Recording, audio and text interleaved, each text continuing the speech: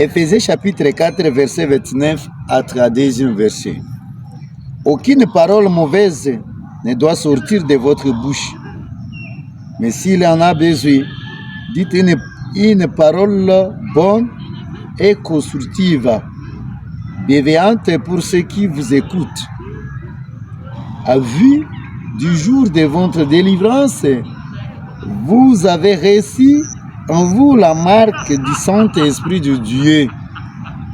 Ne les contristez pas, faites disparaître de votre vie tout ce qui est amertume, apportement, colère, éclat de voix ou excite, ainsi que toute espèce de méchanceté.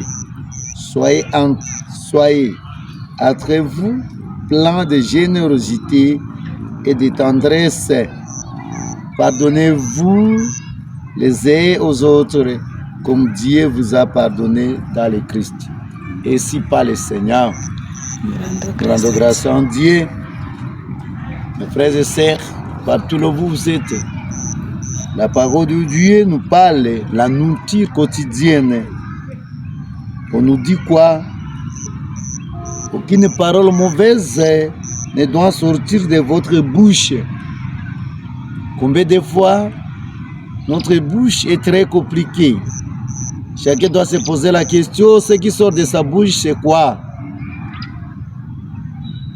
Ce qui sort de ta bouche, c'est quoi? Soit des insultes, c'est quoi? Ou bien des calomnies, ou bien des querelles, de quoi? Chacun doit se poser la question. Est-ce que vous voulez nous dire? Notre bouche est pour la louange et l'adoration. C'est très important. On a dit de notre bouche ce qui peut sortir. Que ce soit une parole constructive qui doit construire, qui ne peut pas détruire quand même. C'est ça, ce que vous devez retenir. C'est-à-dire, si, première chose, vous voulez vous montrer ce qui sort de la bouche de tout et chacun. Chacun connaisse bien ce que sa bouche dise, parle à tout le temps. Mais la parole de Dieu recommande à tous les Éphésiens, à tout le monde, ce qui peut sortir de sa bouche soit une chose constructive, bienveillante, ce qui vous écoute, ce qui doit construire notre société, pas ce qui doit détruire notre société, non. On a dit avec l'amour, ce qui peut sortir de ma bouche soit une chose qui donne l'amour à tout le monde, bienveillante, hein? Ce qui corrige dans l'amour, dans la paix, dans la joie, ce que vous devez retenir. À vie des jours, on nous dit clairement, lorsque des choses meilleures sortent de nos bouches, automatiquement, là, nous tous qui croyons à Jésus-Christ, ou bien la personne qui est en train de parler, vous devez s'attirer à vous, vous devez connaître aussi, ça doit préparer en vie du jour de votre délivrance. C'est-à-dire, ça prépare notre délivrance. Nous sommes délivrés par Jésus-Christ. Vous voyez combien de fois le caractère de Jésus-Christ, Jésus parlait comment? Tout ce que Jésus disait était pour construire. C'est-à-dire, nous sommes des petits Jésus, nous devons faire tout pour que notre langage soit langage qui doit construire tout le monde, qui doit édifier tout le monde, qui doit aider tout le monde. C'est très important. Là, nous préparons nos délivrances. Vous avez reçu à vous. Deuxième dimension, on a dit vous avez reçu à vous le Saint-Esprit. L'Esprit Saint est avec moi. L'Esprit Saint est avec vous. Alors l'Esprit Saint, l'Esprit de Dieu, ne les contestez pas. Lorsque nous parlons des choses bizarres, là directement nous devenons ennemis du Saint-Esprit. Alors nous devons faire attention sur ces points aussi. Ne les contristez pas. On ne peut pas contrister le Saint-Esprit. Il ne faut pas les mettre à colère. Il faut qu'il soit toujours à joie. Il est avec nous. Il vit en nous à travers les baptêmes. Parce que lorsque nous avons reçu le baptême, nous devenons maintenant le temple du Saint-Esprit. Notre corps aussi, ça c'est la maison du Saint-Esprit, là où l'Esprit s'habite, là où l'Esprit se règne. Il ne faut pas les contrister à travers des choses bizarres. L'alcool, je ne sais pas quel caractère, non. C'est vraiment très important. Deuxième dimension, nous parle de ne pas contrister Saint-Esprit.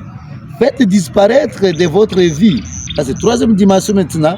Nous sommes censés aujourd'hui de faire disparaître tout ce qui est amertume. Il faut disparaître ça.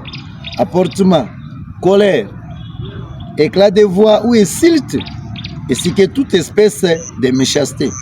C'est-à-dire tout ce qui est en dehors de la parole de Dieu, moi et vous, nous sommes censés de faire sortir cela de notre vie. Nous sommes capables d'abandonner tout ce qui est amertume. C'est vraiment important, mes frères et sœurs, partout là où vous êtes. Apportement, des colères, des paroles bizarres, des caractères néfastes. Hein? Nous devons